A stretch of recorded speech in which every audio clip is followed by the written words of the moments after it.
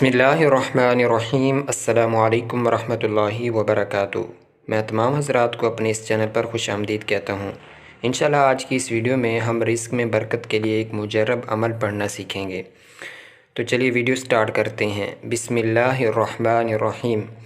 مولانا شاہ عبد الغنی پھول پوری رحمۃ اللہ علیہ نے فرمایا کہ حضرت حاجی امداد اللہ رحمۃ اللہ علیہ سے منقول ہے کہ جو شخص صبح کو 70 مرتبہ پابندی سے یہ آیت پڑھا کرے وہ رزق کی تنگی سے محفوظ رہے گا، اور فرمایا کہ یہ مجرب عمل ہے۔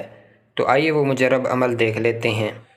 اللہ لطیف بعبادہ یرزق من یشاء وہو القوی العزیز۔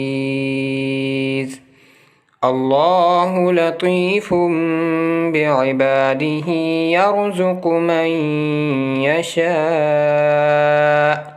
وہو القوی العزیز۔ سورۃ الشورى آیت نمبر 19۔